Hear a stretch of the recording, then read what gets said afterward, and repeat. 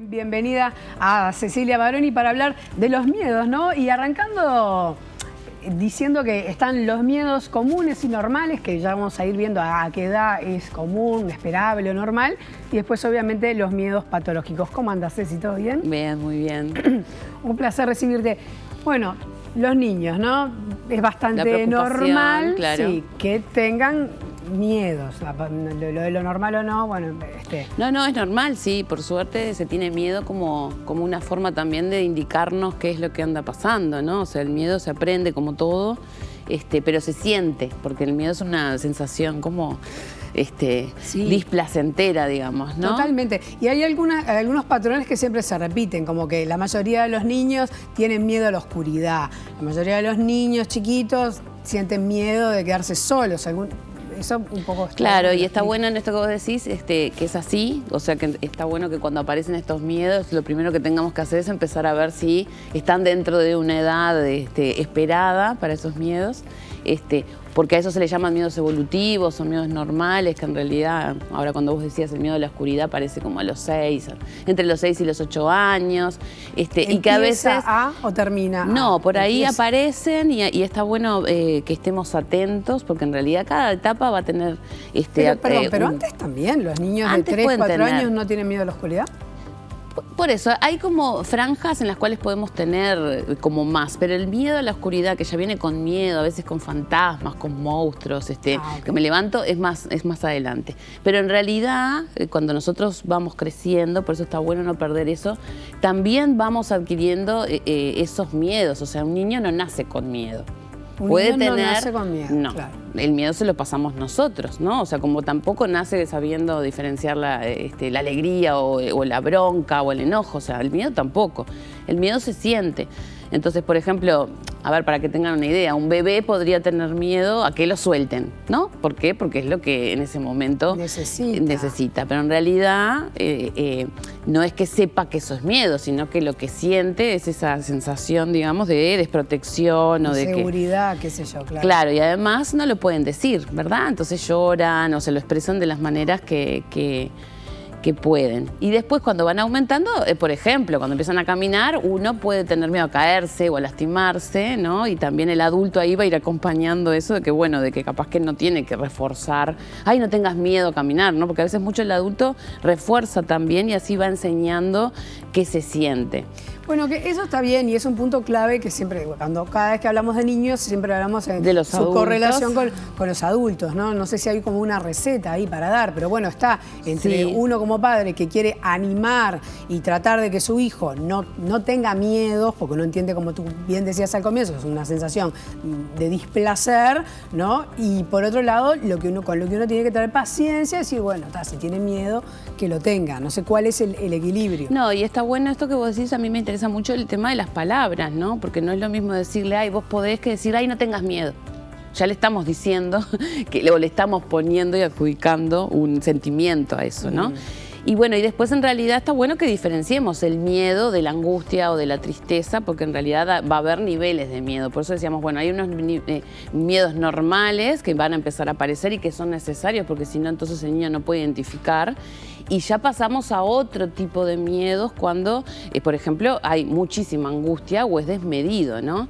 Que también ahí, ¿se acuerdan que la vez pasada yo les recomendaba ir anotando, como ir siguiendo? Porque a veces los padres perdemos también como referencia de cuándo empezó algo en relación a qué, nos olvidamos, sí. Entonces, o exageramos, a veces el niño tiene una pesadilla y ya pensamos que entonces hay un problema y a veces es una pesadilla, ¿no?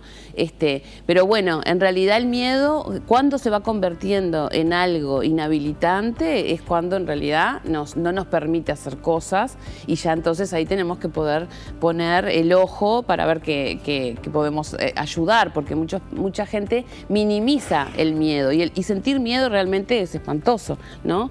Y a veces, no sé, digo, en el saber cotidiano decimos, no, lo enfrentamos igual o lo exponemos al otro a esa situación que realmente le genera miedo, en vez de bueno, proteger o cuidar o entenderlo como una señal o un indicador de que el otro está sufriendo por eso y tenemos que poder darle lugar, ¿no? Lo que pasa es que me vienen ejemplos concretos a la cabeza y todos los que hemos tenido hijos chicos sabemos lo que es la pasada del niño de su cama a nuestra cama, y lo cual es bastante difícil de revertir. Y claro, siempre el niño, cuando ella empieza a verbalizar y ya sabe que el tengo miedo es una frase que tiene efecto y eco en los padres, también lo utilizan. Los niños tampoco son tontos, y saben también dónde tienen que apuntar. Claro, no digo que sea verdad o que sea mentira, pero digo porque yo tengo un montón de amigas con hijos chicos y es como los nenes en la cama de los padres es casi que un problema. Claro, y cómo diferenciar maña de miedo. Exactamente. ¿No? Entonces ahí, o de hábito, porque también adquirimos hábitos, o estamos en la maña que queremos dormir con nuestros padres, o realmente tenemos miedo, ¿no? El miedo, vuelvo a decir, es inhabilitante. Realmente es diferente a esto de, ay, no me puedo dormir porque tengo miedo. El que no me puedo dormir porque no tengo miedo se va con un cuento. Se va con cariño y comprensión y el niño va sintiendo seguridad y se va. Ahora, cuando no se va, y ya estamos frente a otra cosa que también está bueno diferenciarla de esa manipulación que en el niño no se podría hablar de eso porque no es consciente, digamos, aunque la manipulación muchas veces no es consciente, pero sí en esto de que, bueno, quiero sentirme protegido, entonces me paso a la cama o veo cómo puedo hacer eso, ¿no? De salirme con la mía. Eso sería como la diferencia entre el miedo y esa maña, ¿no? Y ya les digo, cuando aparece ese miedo está bueno ser comprensivo porque el niño sufre y la niña, ¿no? Sufren y entonces hay que entender ese miedo por dónde viene y seguramente si uno lo comprende va desapareciendo. Si no desaparece es porque entonces ese miedo nos está queriendo decir otra cosa que muchas veces también para los psicólogos y por los adultos son indicadores de que algo pasa, ¿no? Sí, me quedo pensando también en eso que estás diciendo, ¿no? Bueno, son indicadores de que algo pasa, que puede ser algo quizás más complicado, más desarrollado en el tiempo, pero también me quedo pensando en que los niños están muy expuestos, no sé si más que antes o no, bueno, está todo el tema de las tecnologías y que en todas las casas hay dispositivos por todos lados y televisores en el cuarto y en el living y computadoras, y si los niños de alguna manera no están más expuestos también a ver, escuchar o sentir cosas que no corresponderían a su edad. No sé si por ahí puede tener también que haber una explicación a las cosas que le dan miedo y angustia a los niños. Sí, vos decís, por ejemplo, esto de estar más atentos a, por ejemplo, el tema de la seguridad, a ruidos o cosas que puedan aparecer que generan miedo. O que escuchen el noticiero, crímenes, asaltos. Sí. Bueno, está muy bien eso que traes porque ya es un miedo más social, entonces también cómo se lo pasamos los adultos y cómo lo manejamos va a ir generando también más miedo a nivel social, ¿no? O de querer salir o de no salir o sentirme seguro. Claro, porque no siempre se los puede aislar de estar al tanto de esas cosas. En la medida de lo que uno pueda, quizás sea lo conveniente, pero no siempre se puede. No, pero está bueno esto de poder educar con seguridad también, ¿no? O sea, porque el niño, cuando hablamos el otro día de dependencia o independencia, depende de un adulto. Si el adulto es muy miedoso, va a pasar esos miedos, ¿no? Y si el adulto da seguridad, que es lo que me parece que también a veces tenemos que poder generar, porque imagínense que si un adulto cuando siente miedo es horrible, un niño que ni siquiera lo puede diferenciar, peor. Entonces, nuestro rol como adultos referentes es poder dar seguridad frente a algunas situaciones, no asustar más. Y a veces está bueno que como adultos tengamos conciencia de eso porque o nos burlamos del miedo o lo minimizamos y para alguien que está sintiendo miedo realmente es horrible. Sí, no ayuda ni la burla ni la minimización. No, ni tampoco, por eso estaba bueno esto de poder anotar, tampoco enseguida patologizar eso porque ya les digo, hay etapas y miedos que son normales y hay que pasarlos porque nos ayudan inclusive a seguir vivos, ¿no? Después tenemos que poder diferenciarlos de estos miedos que ya se empiezan a convertir en algo más inhabilitante, o por ejemplo el miedo a salir, entonces no salgo, o estos miedos clásicos que vos traías hoy, que tenemos que poder como también revertirlos con seguridad. Si nosotros lo que hacemos es fomentar más miedo, seguramente tengamos sujetos miedosos, ¿no? Claro, porque me quedo pensando en lo que yo te decía, ¿no? Me sigo un poco en la línea de mi pensamiento de niños que de repente escuchan o ven en la telenoticias que bueno, que sí, les genera preocupación. Y también te puede pasar que un niño viva un episodio, ¿no? Viva un episodio en el que participó, estuvo presente en un robo, por ejemplo. Totalmente. Quizás el miedo es particular, pero puede pasar. Entonces, muchas veces eso ahí queda y no se puede pasar ese casillero.